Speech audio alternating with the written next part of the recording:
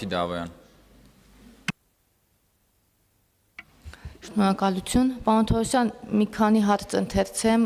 կառաջարկեմ ուղղակի ավելի սեղմ պատասխանեք, հաշվի առնելով, չէ, դուք ավելի ծավալուն եք պատասխանում, ուղղակի հաշվի առնելով, որ գործընկերներն էլ հարցեր ունեն, ընթերցեմ քաղաքացիների հարցերը, իրականում դուք այդ հարցերի վերաբերյալ գրեթե խոսել եք, բայց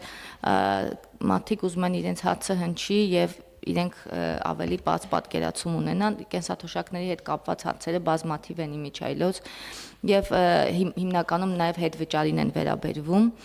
օրինակ հարցս ուղղեք պարոն Արսեն Թորոսյանին կապված հետվճարի հետ, եթե մարդը ստանում է 37500 դրամ նպաստ կամ թոշակ ու այս ձմեռվա ընթացքում կոմունալներին է մի կերպ բավարարում, ինչպես կարող ենք մենք օգտվել հետվճարից,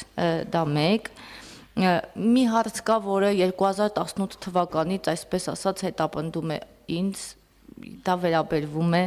ծնողական փառքի մեդալի հարցին, մենք Վանաձորում մի քաղաքացի ունենք, ով այդ հարցով բազմիցս դիմել է մեր բոլոր պաշտոնյաներին, ինձ նույնպես, եւ արդեն շատ այդ հարցի պատասխանը ես չեմ կարողացել տալ եւ բազմազավակ հայր է եւ ամեն անգամ ցանկացած տեղ գրում է այդ մասին, որ ես իր հարցին չեմ կարողացել պատասխանել 5 չի, 9 երեխա ունի, ինչքան հիշում եմ։ Մյուս հարցը վերաբերվում է հա մի կինել էր ինձ գրել իր հոր եւ մոր մասին, որ ունեն էլի 10 երեխա արդեն մեծահասակներ են, էլի այդ մասին էր գրել, դրա վերաբերյալ կուզեմ ձեր մոտեցումը իմանալ։ Մյուս հարցը վերաբերվում է կենսաթոշակառուներին, ովքեր չեն գտնվում Հայաստանի Հանրապետությունում եւ այդ գալ, ստորագրել, գնալ, դրա վերաբերյալ մենք ինչպիսի մոտեցում ունենք, իմ կարծիքը այստեղ կարևոր չէ, ձեր կարծիքն է կարևոր, բայց ուզում եմ հասկանալ, այդ մարդիկ պիտի կան ստորագրեն, գնան այլ երկրում, ապեն շարունակեն կենսաթոշակը ստանալ, թե ոնց է լինելու այդ, ես իմ կարծիքը քիչ այդքան բան չի, եւ մի հաց էլ մեր գործընկերներից մեկն է տվել, որը աշխարհում ընդունված պրակտիկա կա, հանրության խոցելի խավերին, հաշմանդամներին եւ թոշակառուներին ցուցաբերել որոշակի օժանդակություն նոյեմբեր-մարտ ամիսներին էներգակիրների համար վճարումների որոշակի մասը պետության վրա վերցնելով։ Հնարավոր է արդյոք նման բան, նման մոտեցում կիրառել Հայաստանի Հանրապետությունում, թե ոչ։ Հարցերը շատ են, այլևս չեմ հնչեցնի, մնացած հարցերը ձեզ կուղարկեմ գրավոր, շնորհակալություն։ Շնորհակալություն Տիկին Դավոյան, բայց ես չեմ կարող արագ պատասխանեմ այս հարցին, որովհետև ամեն մեկի տակ խորը փիլիսոփայություն կա։ Ամեն մեկին։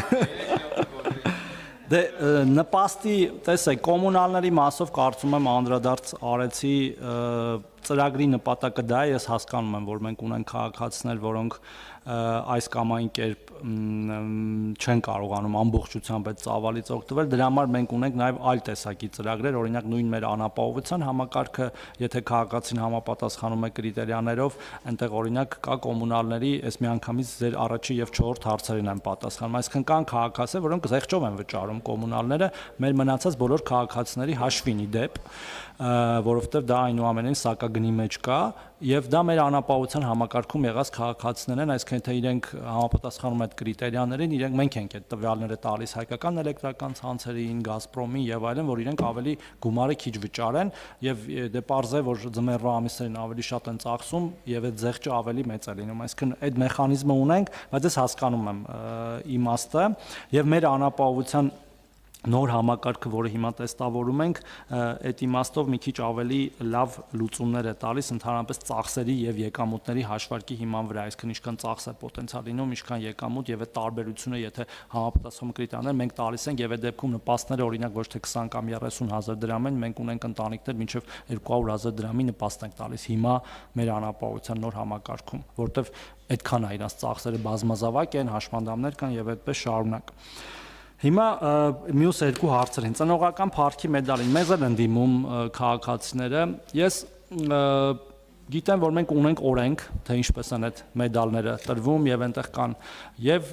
չափանիշները եւ այն պաշտոնյաները, որոնք տալիս են այդ մեդալները, բայց ես ուրիշ բանի մասն եմ ուզում խոսալ։ Ես կարծում եմ, որ մենք պետք է մեր բազմազավակ ընտանիքներին աջակցենք ոչ թե մեդալներով, այլ իրապես Եվ օրինակ մեր երրորդ եւ հաջորդ երեխայի մինչեւ 6 տարեկան 50,000 դրամ ստանալը դա իրական աջակցություն է։ Իդեպ ես շատ եմ շփվում մեր գործընկերների հետ տարածաշրջանային։ Ինքը նույնիսկ չափով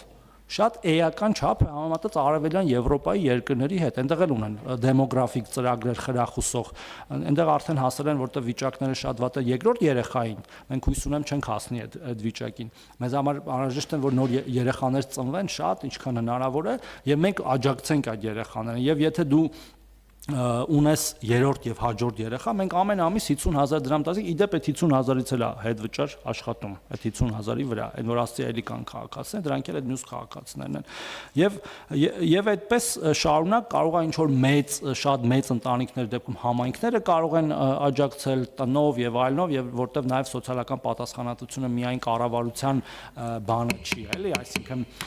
պարտականությունը չի եւ նաեւ կան համայնքային սոցիալական ծրագրեր, այդ իմաստով ես կարծում եմ մենք դրա վրա պետք է կենտրոնանանք եւ թե նոր բան կարող ենք ավելացնել, այդտեղ ավելացնենք, քան թե կենտրոնանանք, որտեվ գիտեք հիմա մի 9 հոգանոց ընտանիքի տանք մեդալ, մյուսին չտանք, մյուսն է ասել, բա ինձ ինչի չեք տալ, լավ, օքեյ, եկեք բոլորին մեդալներ տանք, հետո 9-ից իջնենք 7-ի, 6-ի, 5-ի,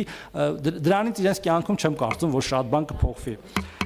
Մյուս հարցին մյուս падգամավորի պատասխանի ժամանակ արագ կանրադառնամ։ Ընթացած վստահ եմ Երկրից դուրս կենսաթոշակի։ Միքայել Թումասյան համեցեք։ Շնորհակալություն։